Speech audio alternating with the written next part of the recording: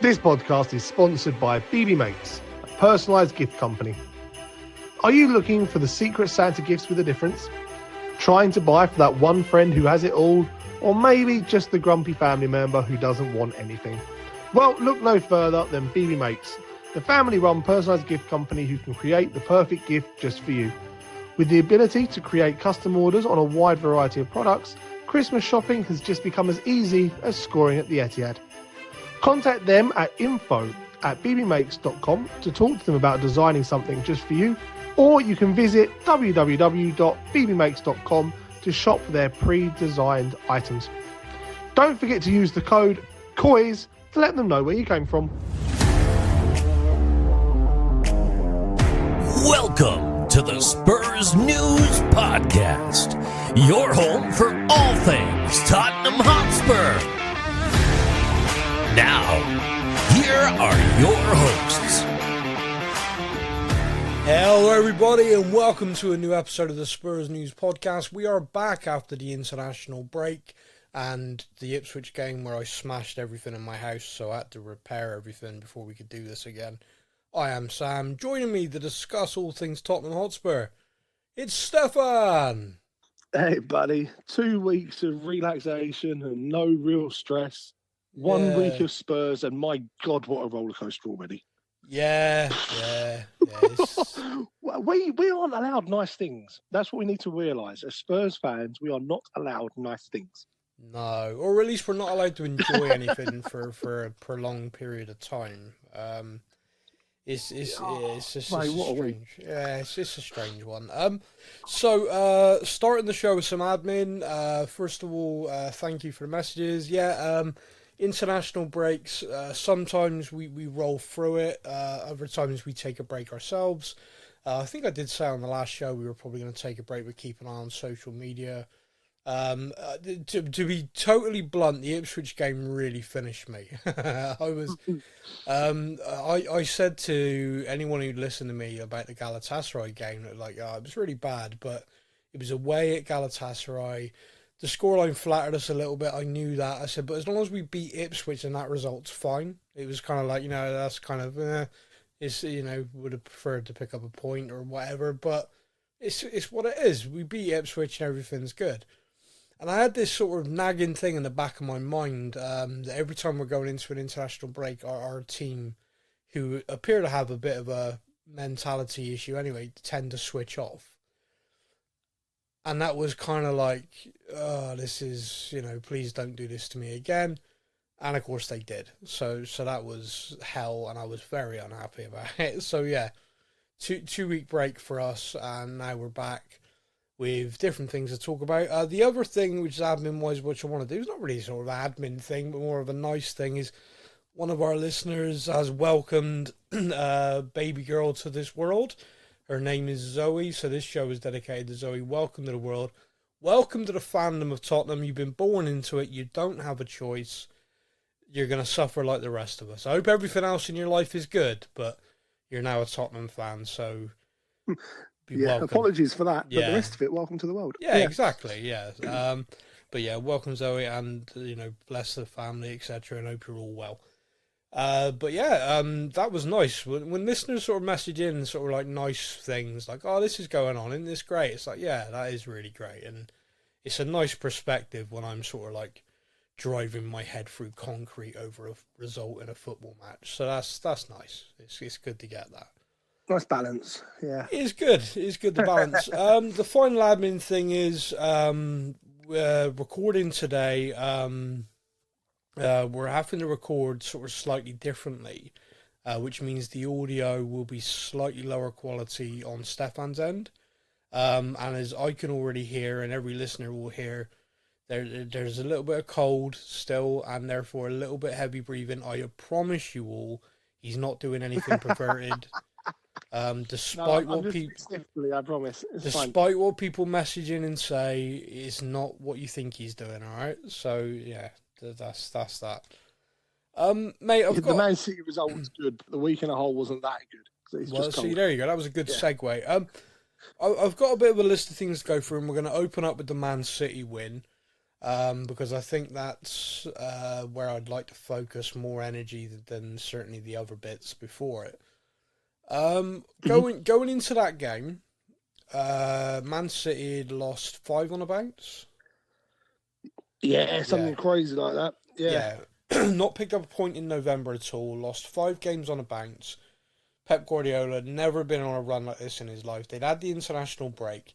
And I joked to everyone who'd listened to me with my amazing wit and humour that I have, I'd hate to be the team that has to play them next. Knowing full well that we were the next team to go to the Etihad. So, it screamed the whole Dr. Tottenham will see you now, didn't it? It see, really screamed it at me, to be honest. See, I don't know about that. The Dr. Tottenham thing, I feel, applies more to like the Ipswich game. Like, Ipswich needed a win, everything like that, and they're the bottom team in the league. There's no logical reason why Tottenham should hand them those 3 points. But yeah, Dr. Tottenham, hey, we're here for you, little guys. We got you. We'll share the points out. We don't need them all. Whereas Man City are more kind of like I felt like they were going to show up and just wreck whoever they were playing. Like they could have been playing prime anybody. I just had in their mind that 2 weeks of anger, built up kind of frustration, they're going to take it out on somebody, and that somebody was unfortunately going to be us. So I went into that game with a low expectation of this isn't going to go well. Now, ironically, we were kind of chatting in our chat beforehand, and you had the same feeling, and I know you had the same feeling because you predicted a scoreline. And you predicted we were probably going to get hammered 4-0. Yes. A prediction which you cleverly changed during the game to see, I told you all it was going to be 4-0. I told you before 4-0. I didn't say which way it'd be 4-0. No. Of course you put Spurs' score first. Doesn't matter whether they're away team. Yeah, exactly. Yeah, I knew it'd be 4-0. When it comes... so, going into it, I mean, I think most people went into it feeling the same. I think we always have hope in any performance of Tottenham. Any Tottenham fan goes into any game like, I hope we'll win. And against Man City, we do have this strange, hoodoo over them. They've been probably the best, most consistent team in world football for the last 5 years. And yet we continually take points off them. Some of the stats after the game were just hilarious. I mean, people were getting all pissy and like, this doesn't mean anything. I'm like, just enjoy it. Have some fun with something. Don't take everything so what a trophy. It's like, oh my God, you're so funny. That's so witty. Just actually enjoy a moment and enjoy something that's kind of bonkers. When it's like Pep Guardiola has never had any team in his managerial career beat him as much as Tottenham has. Probably going to go down as the greatest club manager of all time. And Tottenham are his bogey team. Hotspur are his bogey team. Which is hilarious. It's just funny. I mean, Man City, like I said, without any shadow of a doubt, are the most dominant side in European, if not for just a couple of odd random results in Europe, they probably would have won the Champions League 3 years in a row as well, So it's kind of insane how good they've been. And yet the stats again show that if Tottenham played, it's just funny, if Tottenham played Man City every week with our results as it is, we'd be winning everything. No other team could say that. no other team can literally sing "Can we play you every week" against Man City and mean it. We actually hit a level against Man City, which is good for us. So all of those stats that came out were hilarious. Just crazy, isn't it? It's just absolutely mental. I just taking a second just to reflect on those facts you just and stats and stuff. Yeah, it's just mental. It is. Yeah. What do we have? What do we have over them? There is something there that they just either our guys just turn up for it or their guys don't, and it just doesn't seem to be able to switch. It's amazing. Well, it's a funny thing because stuff like this become there's a big discussion about the whole Spursy thing, and we're going to dive into it a little bit on the show again today. But it is amazing, the mental aspect of sport, and it was something when I was playing rugby. We had a few people come in and talk to us about it. And I was young, so I was just like, oh, whatever, man. Yeah. But now I'm older, I realise like the actual mental aspect, like your mental health and just the kind of mindset and things is so incredibly important. You could be the fittest, strongest, best player in the world, but if you show up to a game against a team and you show up with the attitude of all I've got to do is show up, you're gonna lose. We've already won this. Yeah. And what's funny is I don't think Man City have that with Tottenham. Certainly not anymore. But what they have got is, oh bloody hell, it's Tottenham. We're gonna hit the post 10 times. Their keeper's gonna play a worldie. It is in their heads, and it's also in the fans. When we went 1-0 up, which was against the run of play, the Etihad went empty. Like, it's silent. It was just like it was silent instantly, wasn't it? Their fans was like, I can't believe they're doing this to us again. Tottenham fans know so well. Yeah, like against us. It was so eerie. And then when we went 2-0 up, it almost went like, I'm done. It's them again. They're doing it to us again. And I mean, we're 2-0 up, and I'm like, when we lose 5-2, this is gonna suck. It's like that's it. Yeah, that's the mentality of a Tottenham fan, very much so. Yeah. Whereas they were like, and you could really, and that atmosphere, and you could see it affect the players. Like the whole thing, like was so strange. And Pep, he was like tearing not his hair out, tearing at his bald head, and it was so intriguing to me. That just the atmosphere that it created. And then of course when we got the third, and I think the third goal was the one that surprised me, because 2-0 up I'm still expecting us to get hammered. So to go 3-0 up, I'm like, oh wow, hang on a minute, we might actually win this game. Whoa, hang on. This is happening here. This now I'm nervous. Like I was just fine with us getting hammered and I was expecting it, but now we're 3-0 up. This is really bad when we lose now. But again, 2-0 up to lose 3-2. We've already done that this season. We're used to it. To be 3-0 up, you start going, oh, wait a minute. Yeah, this is going to be so embarrassing. 60 minutes now, 65 minutes. Oh no, 70 minutes. Oh no, when they come back at 70, 80 minutes. Oh, when they do this in 10 minutes, this is going to be so bad. Like I was 85 minutes. Oh my god, in 5 minutes they're going to score 8 goals. This is going to be so embarrassing.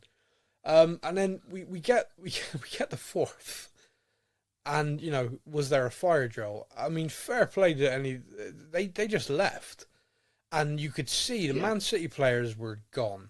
The stadium was emptying. The coaching staff all had a look on their face of like, what the is going on? And like I come back to this, there's just this mentality thing of their fans, that team, that coaching staff went into that game like, oh, please don't Tottenham this up for us, because we're their bogey team. And we went into it like it's Man City, we got to be at our best. And we beat them 4-0, and just, as a Tottenham fan, I went into it like, oh, we're going to get so dicked. And, oh my God, we hammered them. It's a good amount of time. They were good goals. They weren't even like It wasn't like a pinball in the box and someone just stuck a leg out and it went in. No. They were 4 good goals. Yeah, no, it wasn't. It wasn't a Roma equaliser. I was like, this. Yeah, this was a good performance and a battling performance, and we completely dominated. Probably all but the first 5 minutes. Yeah. It was a really, really solid. It's funny because only after the game, when I've kind of lost that anxiety of, oh my God, they're going to come back and beat us, could I really appreciate how good the performance was. Like watching the highlights back, knowing the result, just like, oh wow, we really played well. Like we really sat in solidly. And it's got to be said, like we did that with our third and fourth choice centre backs. Davis and Dragusin did brilliantly. We played, the whole team defended well, which I think is the big difference.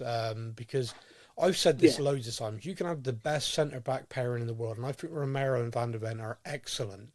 But if the rest of the team aren't defending properly and are letting people run off them, they're going to be screwed.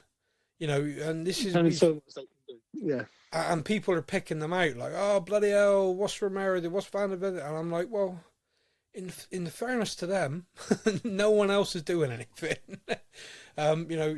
We used to sort of talk about Lloris in his prime for us, like, oh, we're still conceding goals like this right and centre. Maybe Lloris needs to replace it, and I'm like, well, the poor bastard's facing nearly double, triple the rest of the shots that the rest of the goalkeepers in the league are having to face. So it's no wonder. Law of averages dictates there's going to be like a goal or two in amongst it. So yeah, I mean, Vicario played brilliantly, and then we find out afterwards he played brilliantly for an hour on a broken ankle. I don't know that for me, like the shot stopping he was using in that game, Yeah, that was one of his best performances for us. I think, like the way he kind of some of the saves he made were like, Yeah. you shouldn't have made that, like that. no, You shouldn't have been able to make that save. no, Like it was an incredible performance, and then you find out afterwards, yeah, he did it for an hour on a broken ankle, and I'm like, how? How did you do that? adrenaline, man. Adrenaline is Pure just adrenaline. insane. I reckon about 20 minutes after full time, he's sat in the change room. Yeah, He's taking ow. his ball. Yeah. Oh, Well, it's oh, interesting ouchie. because he had that knock, but he carried on, and I mean, he was even launching like goal kicks, which he rarely does. So, like, knowing he was Yeah. doing this on a broken ankle, like, you're standing ankle, it's like, ow. So the guy, and it's funny, like, because Postecoglou was like, yeah, I think the world's just seen what we already knew, and that is he is nails. Like, he is really, really tough. And the physios, he was like, no, I'm fine. I'm fine. The physio's like, are you sure? Yeah, I'm fine. Half time, aches a bit, but I'm all right. And they're like, okay, we're actually worried about him because he said it aches. Like, and if he's saying it he aches, admitted there's some pain there, so there's something wrong. it possibly means a bone sticking out of his leg somewhere, but he's just hiding it. Oh, that's all right, I taped that up, it's fine. There are still some players in football who are like that, which really makes me happy. But it's insane. I mean, he did that, and like you said, because the funny thing is, like, the first thing I knew was a journalist said, oh, just seen Vicario like really limp quite heavily through the like mix zone, the journalist zone. Didn't take any questions, but he was definitely limping. And I'm thinking to myself, oh, that must have been from that challenge. He's obviously probably bruised it or something. Oh, God, I hope he's not injured. It was his 50th game for us. So since he signed, he's not missed a game in the league. So I was like, oh, no, please don't, don't let that be anything more. But then you didn't hear anything, and I was like, oh, he's probably right. But I think I put that in our group chat, and we were all like, oh, okay, like, acknowledged it, but not really, no one tying the noose just yet. And then, That's it, yeah. And then the news breaks. Not only is he, like, he's had surgery, like, what? Like, it was such a bad break. There was no kind of like, we're a bit nervous about him. He's going to go for checks or anything like that. It was just bang. Yeah. I've had surgery. I'll be back as soon as I can. Yeah. Wait, what? Yeah. So from not really insider information, but from everything I've been told by people like with links to the club and stuff, like everyone was shocked. Like it's swollen up quite badly in the evening. They're like, okay, we're gonna have to get some scans and get some tests done. It's like, yeah, this is a bad break. He needs surgery. And everyone's like, what? So that challenge on 30 minutes broke his ankle, and then he played on for an hour. Like, yep. just freaking. So yeah, it absolutely rocked everyone. No one had any idea. Now typical recovery of broken ankles like 3 to 4 months. He, I mean, is the sort of player obviously as soon as he's allowed, he's going to get back out there and start training. But the club obviously now need to come up with a plan. Now, interestingly, is in the summer, the club were looking at a goalkeeper, and looking at it quite heavily. Now, there was never a name come from it, but there was a lot of sort of well-placed sources that said, yeah, the club are definitely looking at someone, because what they're thinking is Forster can move to the third choice, and we want someone who's more of the same profile as Vicario, to be genuine competition and rotation, like for cups and stuff, which makes sense. And so they were looking at that, and then obviously they decided to prioritise other areas, but they decided that, okay, well, next summer, definitely. So we need to scout heavily, find the right find the right profile, find the right ones, and then make our move on it. And the way we've been recruiting has actually been really good of late. So I'm kind of have faith in that, but it would appear now they're going to try in January. Now, I think all of us know... Everyone knows Vicario's injured, so that price tag... that's it. Like, the minute we rock 30 up... million goalkeeper, 50 million now, boys. The minute we rock up to a team, it's like, hey, you're a keeper. They're just going to be like, no. I mean, also, mid-season buying a goalkeeper... Like, if you're a team and you've got a keeper, are you like... I mean, there's certain players you're not going to want to lose mid-season. So we as a club are going to have to pay premium to try to price, like, move early in the window so whoever it is can replace them, if they can replace. And I just think signing a goalkeeper in January is going to be very difficult. Unless you this is the problem with the January window, isn't it? Because it's like, if you're signing a keeper at the beginning of summer and you get it all organised, they can replace someone. Yeah. Brilliant. They've got like 5 or 6 weeks till they kick a ball in anger. Yeah. In January, you've got to replace him within like 3 or 4 days with the way the schedule is. Yeah, exactly. So, and like you say, no team is going to really let their first choice goalkeeper go. No. So now you're really looking at a second choice goalkeeper to come in and be a second choice goalkeeper. Even that, though, if you think about it, like you look at Liverpool right now, their second choice goalkeeper is playing worldies every game. But it shows the importance of having that backup. Now, Liverpool had like that keeper, like a few clubs were in for him in the summer, and Liverpool were like, no way. Like, we're not letting our backup keeper go in case there's an injury. Sure enough, an injury happens, and they've had to play him every week. And he's playing like fantastic. yeah, brilliantly. I mean, the Man City backup goalkeeper is a very high level.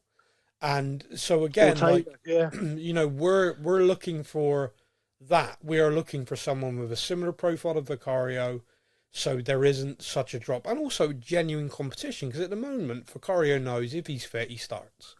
There's no real debate over that with the goalkeepers at the club. So with that in mind, it's very difficult. Like, you know, he seems to be a very driven, well-focused individual. So I don't think that's shown up in his performances at all for us. But it could. And that's why it's good to bring someone in, to like really drive him in training, etc. I think Hugo Lloris went up a level when Michel Vorm was good and came in and was a genuine contender for the shirt. I think Lloris then went up a level and made it like, no, you're not. Like, yeah, you're good, but I'm up here.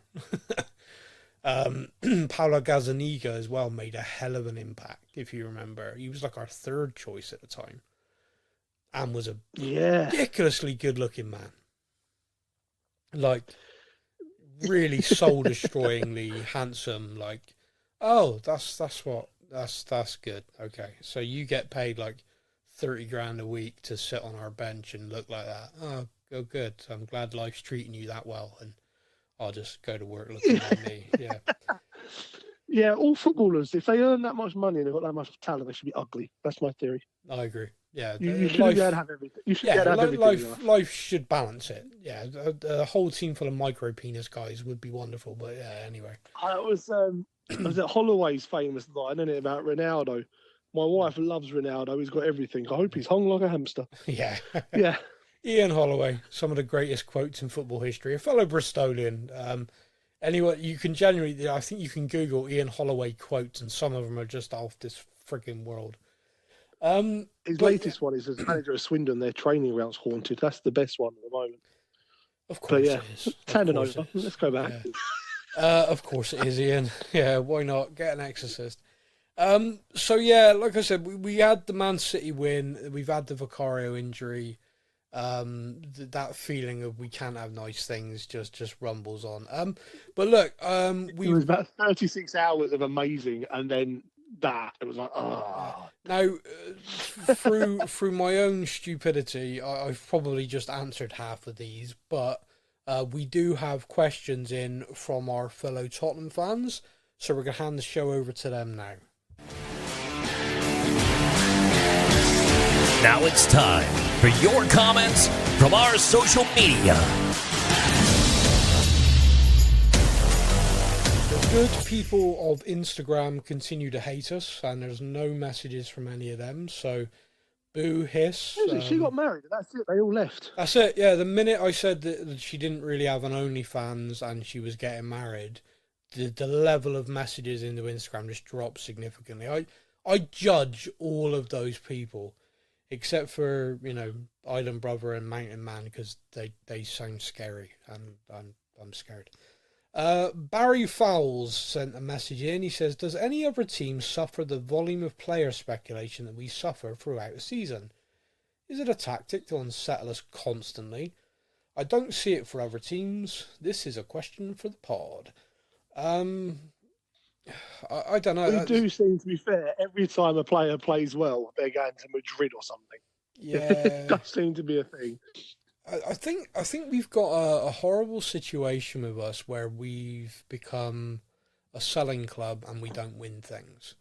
And because of that, our players will always be linked to other teams the minute they play well, which is frustrating, but is a symptom of where we are. It does happen for a lot of clubs, but we obviously see it for us, and I think it's also magnified for us because we are, rightly or wrongly, we kind of tried to push ourselves into that argument of like the big six, top four, trying to win things. And because we're constantly trying to do that, we kind of like put our heads above the parapet, if you like, for people to have digs and have a lot of jokes and to do that to us. But for like every team, you look at a great example is, it works in the other way. Like when we signed Brennan Johnson from Forest, like they didn't want to let him go. Like this, a homegrown, great player for them. And all of a sudden, Tottenham have come along, turned his head, and they had to do a deal to sell him. Their financial and all the different bits, and they had to sell him because the player decided, no, I want to go up a level. I want to go to Tottenham. I want to be playing in Europe consistently. I don't want to play for that club. So it happens. It's like so they're probably pissed at us, and so. It does happen to every team, and players get linked. Look at Crystal Palace. Yeah, Crystal Palace have got it bad at the moment. Wharton, Eze, Gay at the back. They're going through it. Right? Every player, as soon as you develop a squad of players or a group of players or a batch that are playing consistently well in the Premier League, the top clubs in the league are going to be looking at them, and some of the top clubs in Europe are going to be looking at them. The other interesting thing is now, with our academy system in the UK, in England especially, is top European teams are scouting our academies. So not only are we like developing a player, getting them in the first team, and all of a sudden we got to worry about, if they're really good, we need to tie them down quick because so-and-so. If they come through the academy and they're hitting a certain level, they are getting offers left, right and centre to go abroad. And it's a pathway which a lot of young players have seen has worked. Like Jadon Sancho and others, Jude Bellingham. So there is a real, there was a kid at Tottenham, went abroad, PSV, came back, now he's at Chelsea, and I can't pronounce his name. But, he was... Yeah, I mean, he was so highly thought of in the academy, and then just snapped up by a foreign team, didn't sign a new deal. Went abroad, played really well, got his move back to England.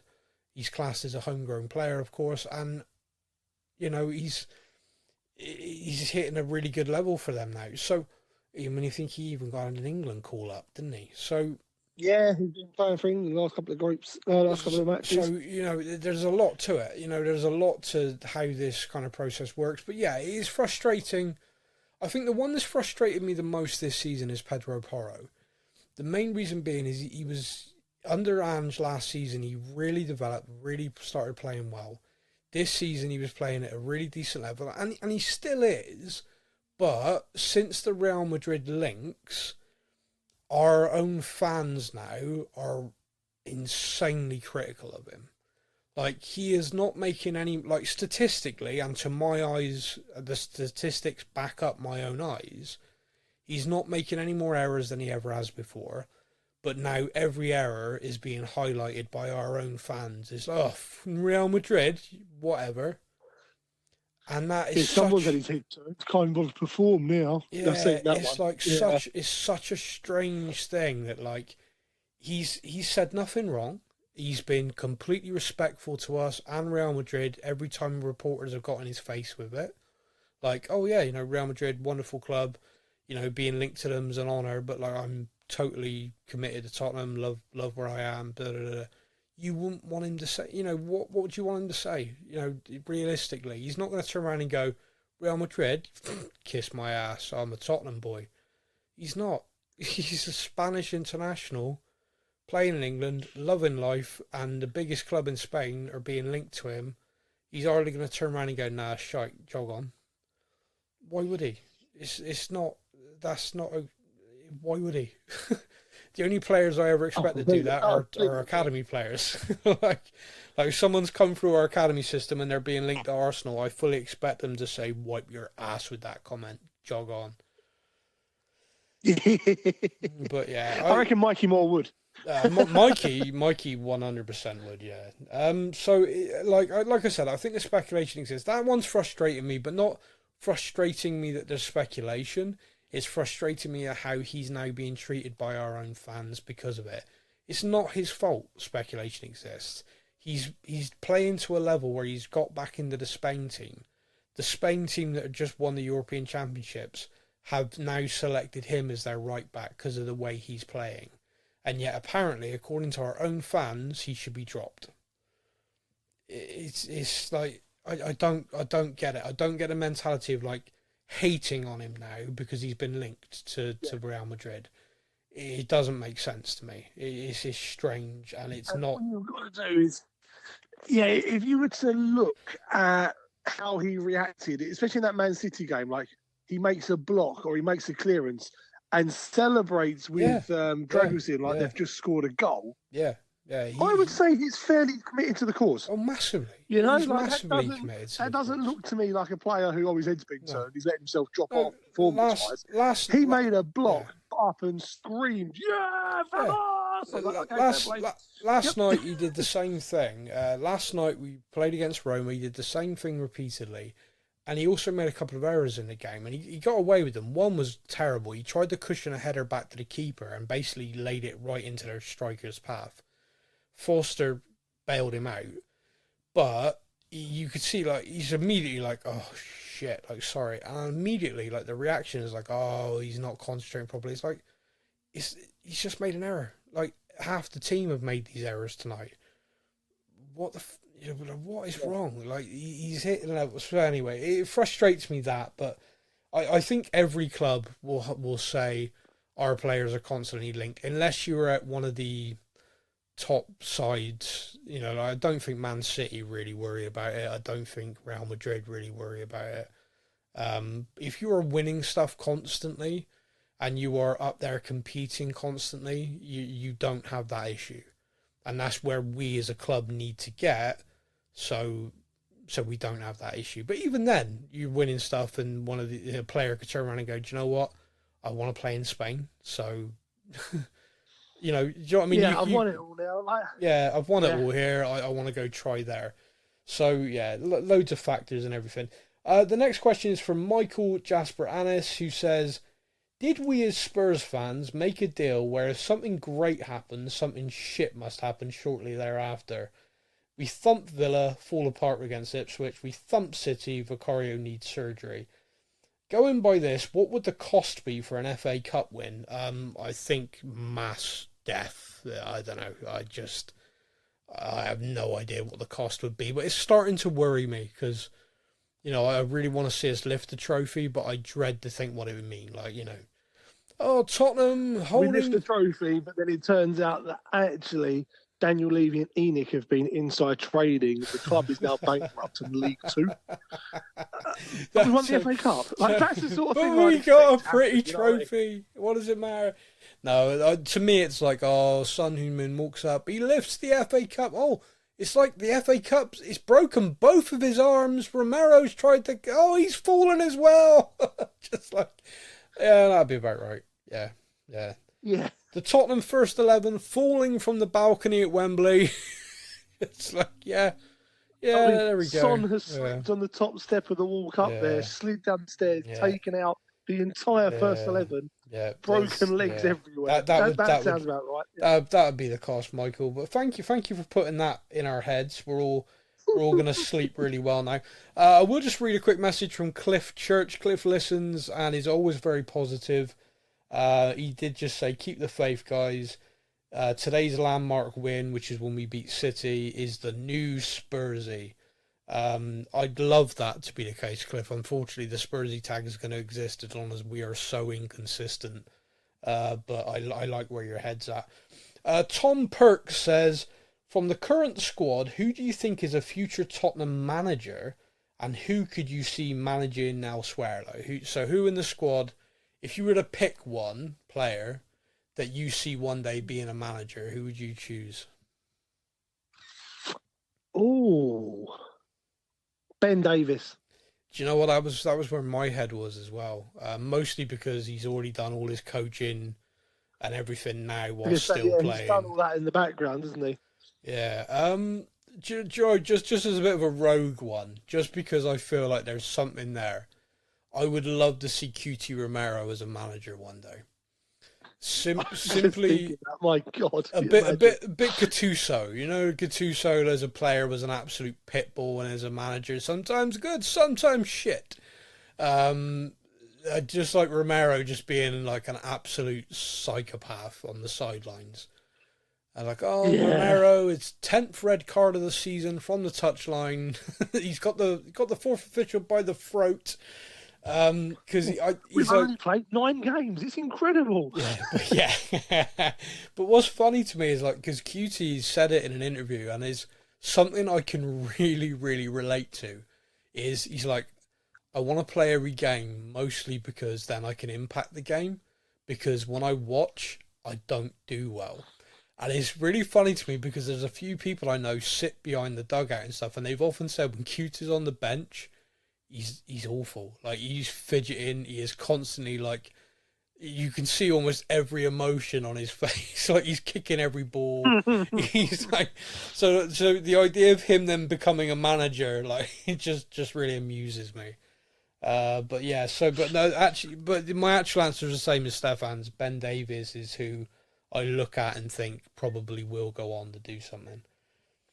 Chris Valdi says, where do you think Ben Davies' legacy will sit once he retires at Spurs? Tottenham manager. That links in beautifully to the last question. See, it's a real difficult one because I think the word legend's overused. I also think people have a very differing terminology for it. And I'll give you an example for this. Harry Kane is a club legend for Tottenham without a shadow of a doubt, and he should be considered as such. But what's funny to me is a lot of people say he can't be because he never won anything with the club. So what that basically means is that a sub right back who played in the 61 team who's got a medal is more of a club legend, and no one can name that person than Harry Kane, who's the club's all-time. So it's like a weird kind of debate around that. And I think it's kind of a personal preference, I guess. I don't think there's any kind of... I don't think I can say categorically, this is what legend means, and therefore anyone who qualifies for this... It's a strange one, isn't it? It is a strange one, but I think Ben Davies... Wes Brown is a bigger legend than Harry Kane, because Wes Brown's in English football. Yeah, I mean that's I mean, I've had this conversation so many times and on the podcast. I personally do. And the funny thing is, I said this on a podcast once, and someone messaged in going, "That's such a Tottenham fan view," and I was like, "Oh, well, maybe it is. It's hard for me to say because I'm a Tottenham fan." But like, I don't gauge how good a player is individually by the trophies they've won, because football's a team game, and I'm talking about an individual for a moment. Do you know what I mean? It's like you can have probably one of the best players in the world playing in a team. The team can like lose every final, but that doesn't make that player less of a player. And I'll tell you what is really interesting is Roma is the team we're going to go on to talk about in a minute.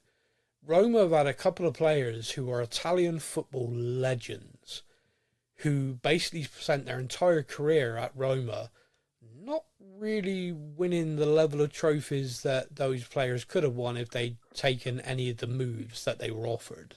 One of my favourite ever football players was Totti. Yeah. He was there from academy to retirement, pretty much. Yeah. Like, that was his club. Yeah. For me, one of the biggest legends in football. Yeah. But if you look at his trophy cabinet, Yeah. he is in the shadows of the likes of, Wes Brown and people like that who, And so it's a weird debate. For me, Ben Davies should be highly regarded at the club. Should be. I mean, he's a fantastic professional from the minute one to now. Continues to be. He understands his role at the club. He is literally the fourth choice centre back at the club at the moment.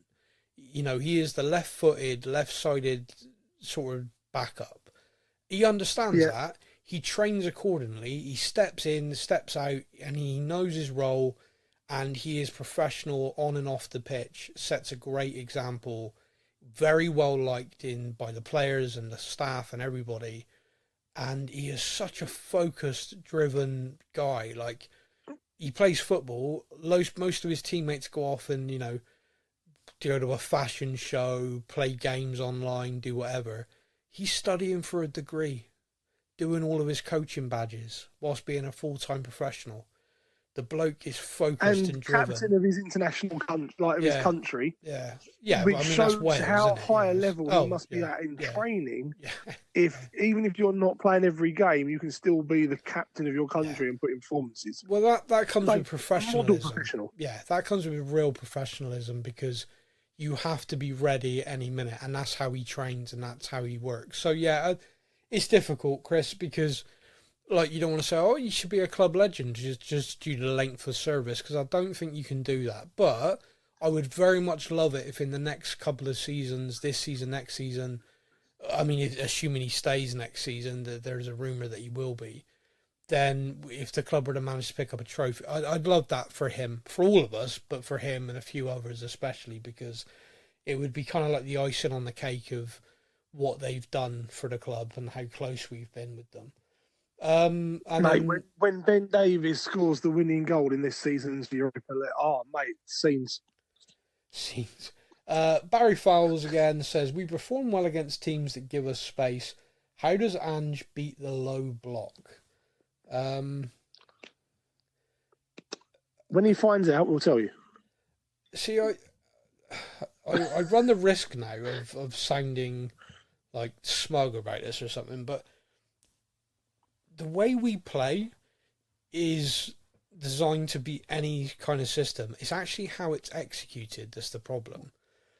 We are the Premier League's top goal scorers. That's not happened by accident. That is Ange ball. Nope. And the one thing that is still, I feel that I can be critical of us over is the level of chances that we miss. So we are the top goal scorers in the league, but we are still leaving goals on the field every single game.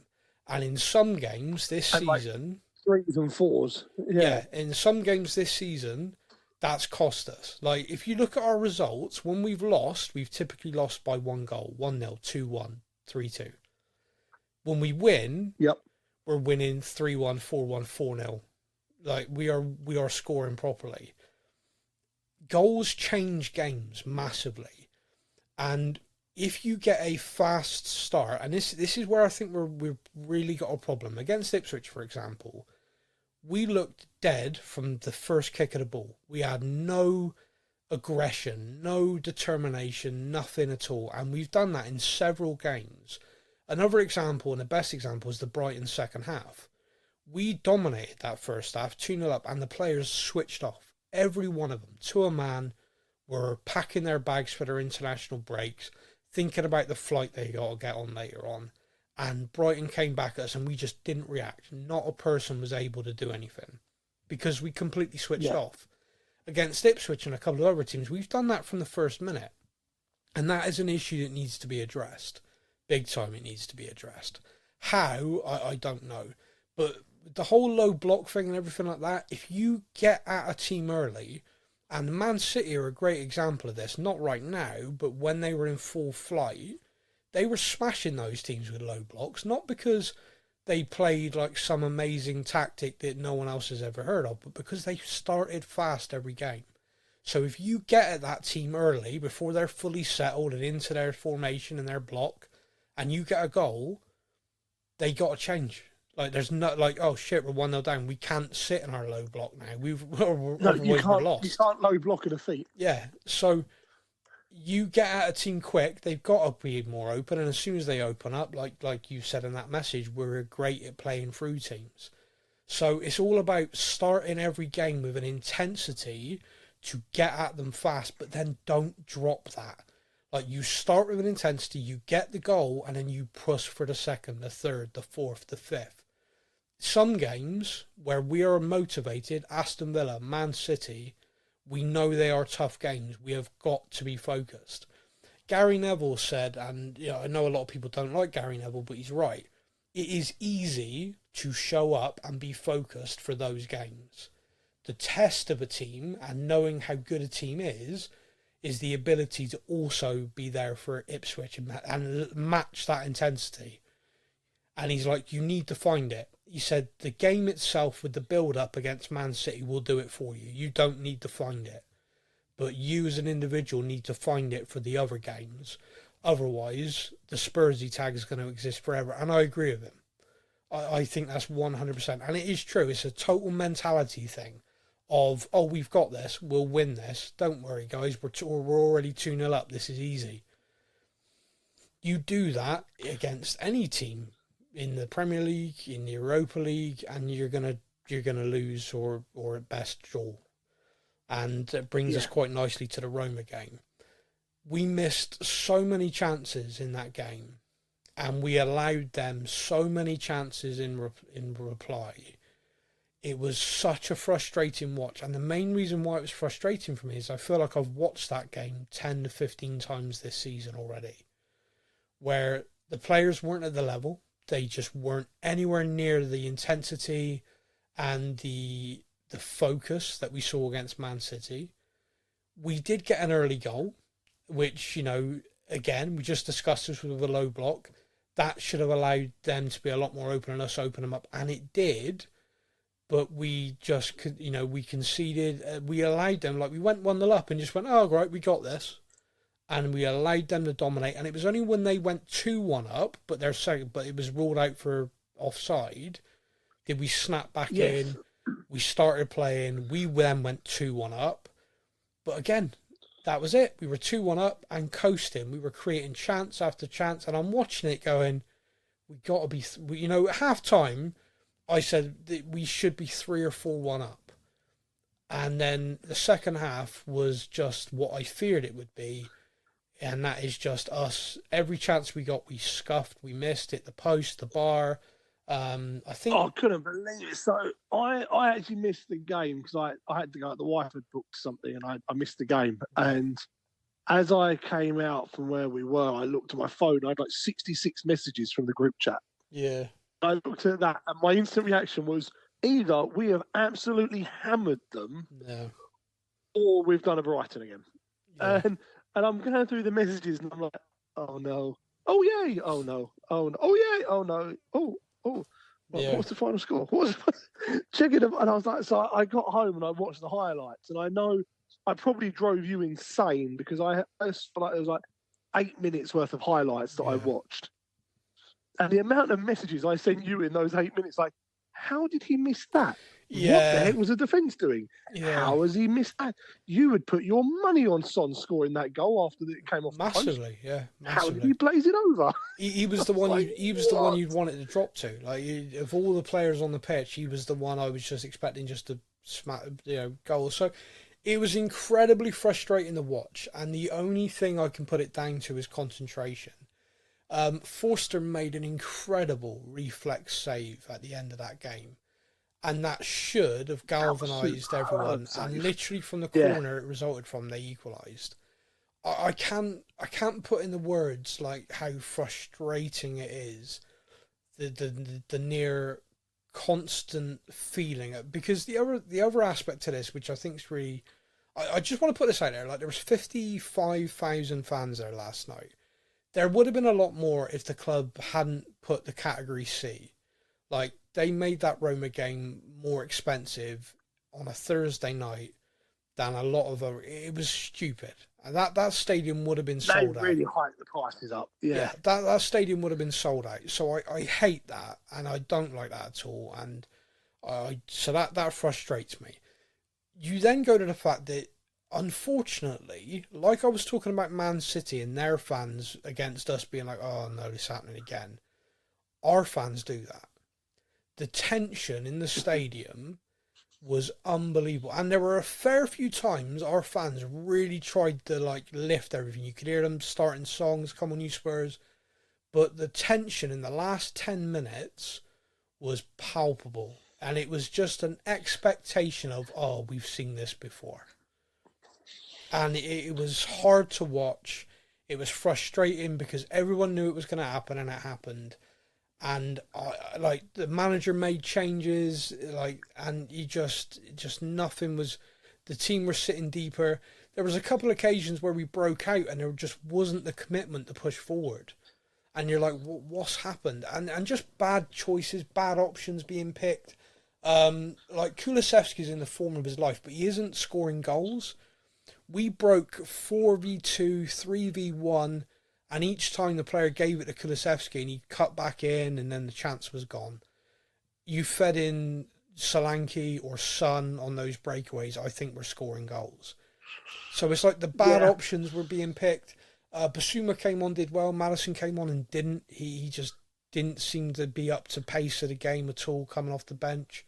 Without being overly critical of Maddison, because he is a player that I really like. Yeah. I have not seen him perform in a European game yet. No, he's playing... Not to the level that he can in the Premier League. No, he's playing very bit part, though, I would say. Like, he's... And I don't think we, as a team, have performed well in Europe at all. Like, No. I know we've got a few good results, but I don't think any of them have been good performances.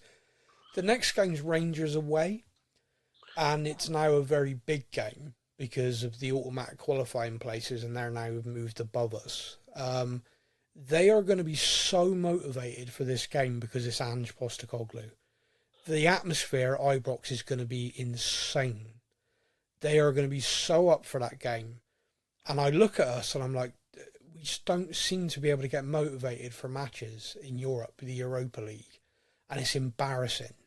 Like, the Europa League, we're the favourites to win that competition. We are 4-1 favourite, odds-on favourites of it. We are mental. Yeah, and we have not put in one performance yet so far that I think justifies that at all. And it is a constant pattern of our football club that Champions League, we're up for every game. Europa League, it's the Europa League. That is I heard on the radio, it was either yesterday or this morning. I can't remember which one it was. It was one of the breakfast shows I was listening to. And they were talking about, it was either the build up to the game or after the games. I can't remember which one it was. But they were saying, like, Tottenham and Man United are the two favourites to win the Europa League. And if you look at both of their form in Europe, if you just look purely on this season, there's nowhere near they'd be favourites to win it. Yeah. The reason they are favourites to win it is because if you finish 5th or 6th in the Premier League, chances are you are only a couple of points away from being in the Champions League. Yeah. Whereas if you're in the Europa League from some of the other countries, like a Sweden, a Holland, that sort of thing, you've finished 3rd or 4th in your division, and in reality, you'd be lucky to get top half of the Premier League. Yeah, potentially. It's basically, we are favourites for that competition based purely on standard of league and status of club.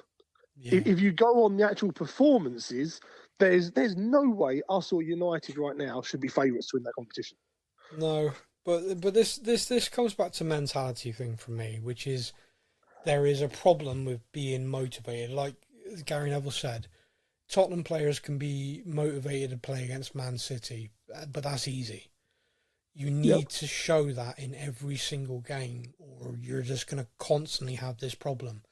Now, we have had some of the top coaches in world football of recent years at the club, and they couldn't solve it. Jose Mourinho, Conte, neither of them could solve this problem with the club, with the players being like unable to get motivated for some games. So there is a problem at the club that is causing it, because it's a whole different squad, it's a whole different set of management, it's a whole different set of coaches. What the hell at our football club causes this constant, yeah, but this doesn't matter. Like, oh, we only, it's something, and it needs to get fixed. And how or who can fix it, I don't know. But until it's fixed, I don't see us being able to win anything. I mean, it feels like a chicken and egg thing. Maybe you have to win something to fix it. Like, they need to understand, oh, wow, like, we got over the line at last. I want this feeling again. Like, I can't, I now know what the level needs to be. I don't know. I have no idea. But to me, looking at everything, it is, this season especially, I am becoming more and more frustrated watching us, because the ability we have, the top end, is that Man City game. We played so well, defended so well, attacked so well, every part of our football. If we played with that level of intensity, week in, week out, we are winning things. Like that. We're challenging for pretty much every title we can go for if we're playing like that every week. Yeah, that's exactly right. So why is it, like as a coaching team, if you're doing a video analysis after that game, you have got to be saying that a squad, where was that against Ipswich? Where's that against Roma? Where is that every single week? Are you professionals, or are you a group of kids that can only play the big games because you want to play that? Like this, if you are a professional athlete, you have just shown your level, your capability is there. That needs to be where you're at. There shouldn't be any excuses. There shouldn't be any. And the thing that, like, I'll tell you where I'm kind of at with this, because I've been trying to rack in my brains. And where I'm at with it is, I think the club needs to be freaking ruthless when it comes to recruitment and signing new players. And what I mean by that is just picking someone at random for a moment. Maddison, we talked about him a minute ago. By the way, this isn't me digging out him. This is just, we just said him, so I'm going to pick him. Yeah. All right, Maddison, against Man City, you were phenomenal. You ran more than I've ever seen you run. You tracked back more than I've ever seen you track back. You were sensational. So that is the level. If you are going to drop from that level, you're gone. We will sell you back to Leicester. We will sell you to somebody, and we will bring someone else in who can do it consistently. And I think that is the only way this football club is going to break this cycle. And this is why I think this cycle exists, is because everyone at that football club knows Daniel Levy won't do that. But he will buy you a watch for getting to a final. Don't worry about winning it. Yeah. It's so difficult because, like, for me as well, like, I completely agree with what you just said. Like, there needs to be a level, and it needs to very be clear. Unlike that English sentence I just said, it needs to be very clear that this is the level. If you are not at this level every single match, then this person on the bench is taking your spot.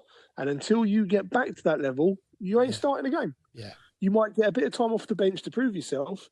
And I don't think we quite have the squad depth yet. No. I mean, you look at, we said at the start of the podcast, Vicario. Yeah. If Vicario can have a couple of dodgy games, look around and go, Brandon Austin has been here for the best part of like 15 years now, it seems. Yeah. And has never established himself as a first choice keeper. His grandmother listens, by the way. Sorry? His grandmother listens to our podcast.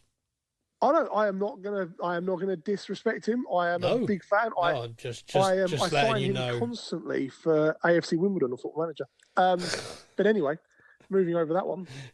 I think he looks around and he sees Austin, who hasn't established himself as a first choice keeper.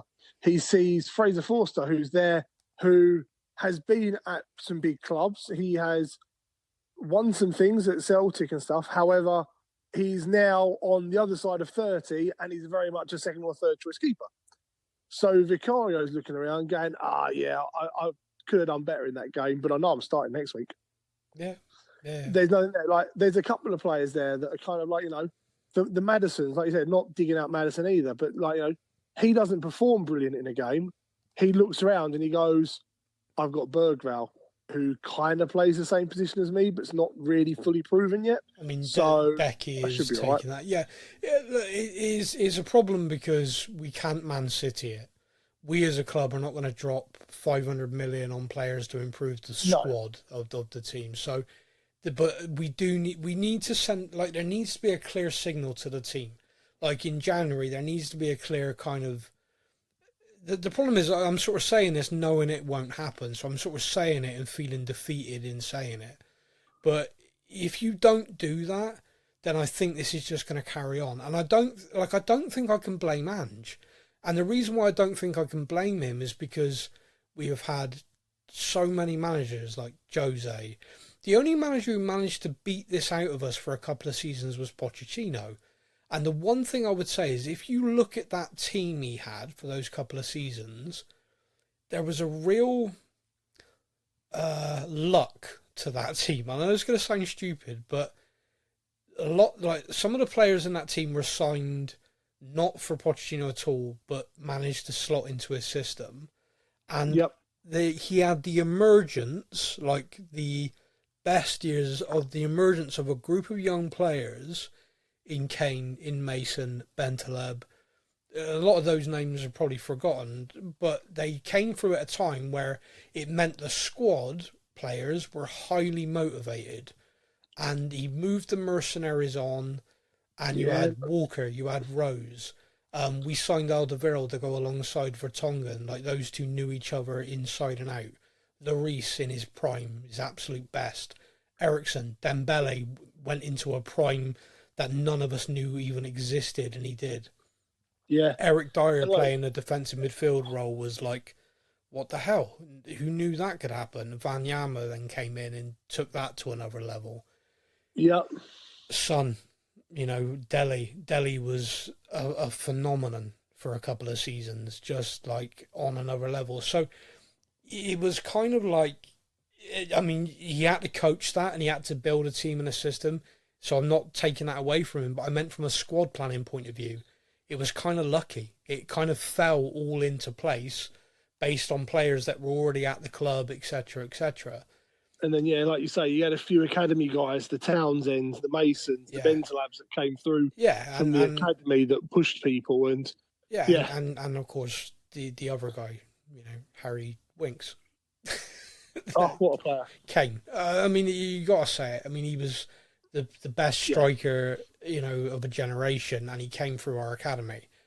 But then like I said, once that squad started aging out, once that squad kind of lost its edge of, oh shit, we're never going to win anything. A few of them are, we're never going to win anything, are we?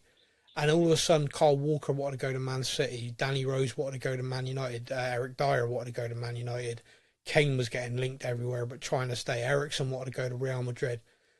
He needed to do a painful rebuild. He said it himself, and the club went, no, we're good, it's you the problem, we're going to fire you.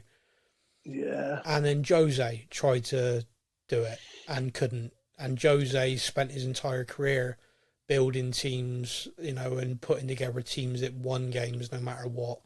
He couldn't do it. Conte, great reputation, similar thing, couldn't do it. So I don't think I can blame Ange. I think the only people to blame is the club, the hierarchy, and this kind of, I'm at Tottenham, I'm settled. It doesn't matter if I win things or not, because Tottenham doesn't expect to win things. I think Ange expects to win things. So I can't blame him for this, but I think the club has to, we've got a new person in charge of the football side of things now. And everyone still blames Levy, but he is genuinely not as hands-on with the football side of it now. He has handed that over. When it comes to budgets and stuff, very much him. So transfer budgets and what we can spend, you still look at him and go, come on, get your money out. But when it comes to the actual... the extra 5 million and get him, for Christ's sake. Yeah, you can still shout at Levy for that, just give them money, Daniel. But when it comes to the actual football operation side of everything, that is now run completely separate from him. And I'm hoping, with everything that I've got, they have a greater understanding of, right now, this team seems to have a mentality which needs to get slapped out of them. And I think a way of doing that would be, okay, we're bring someone else in, or just it's something. I don't know. I can't put my finger on it. And if I could, I'd probably be wealthy and, being able to do it. But even like a bloody psychiatrist, do you know what I mean? Just someone to come in and sort this out, sort this mental shit out of why do you struggle to hit your level week in, week out? Does anyone know a good hypnotist? Yeah, Paul McKenna. Yeah, you can play like Man sleepy. City like we did against Man City. Don't play like Man City at the moment. Right? Darren Brown. Like you did against Man City every week. Yeah, we need to Darren Brown their asses. Just like, yeah, that's what it is. Before every game, you are playing Man City. Manchester City are the team you are playing. The man you're up against is Kevin De Bruyne. Be your best selves. Back in the room. And they'll go out and play like that every week. There we go. We've solved it. Right, Tottenham, if you're listening, you need to get Darren Brown in. Make the team think it's Man City every week, and we'll win, and we'll be really good. There you go.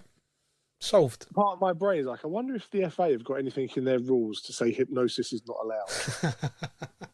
Probably. Surely they wouldn't have thought of that. I don't know. Probably. There's probably some deep thing somewhere. Rule 71. There we go. We'll win the FA Cup and then get relegated to League 2 for using hypnosis. Yeah. Oh, there we go. Rule 812, paragraph B, thou shalt not use Darren Brown. Damn it!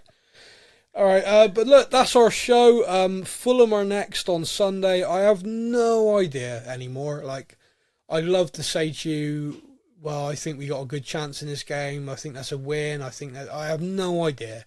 I am just so lost with us that I'm going into every game genuinely not having a clue what Tottenham's going to show up.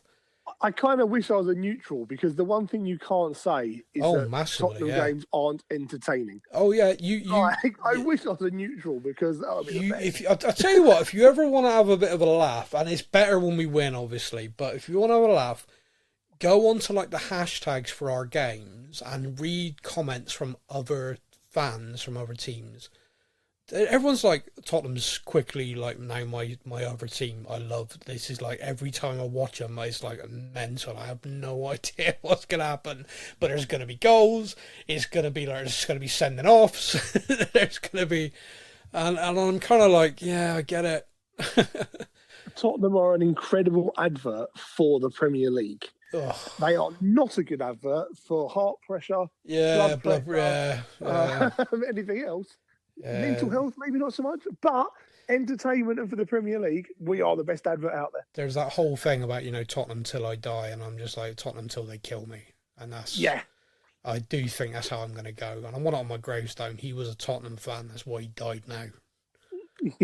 20 years of his life. But anyway, massive thank you to everyone for listening as always. I hope you enjoyed the international break, and I'm glad we're back. We're taking you right the way through Christmas now. There are no more international breaks for a good while. Till March, woo! There you go. So we will be as consistent as we possibly can and keep the show rolling weekly. Anything else you wanted to talk about before we wrap? No, I don't think so.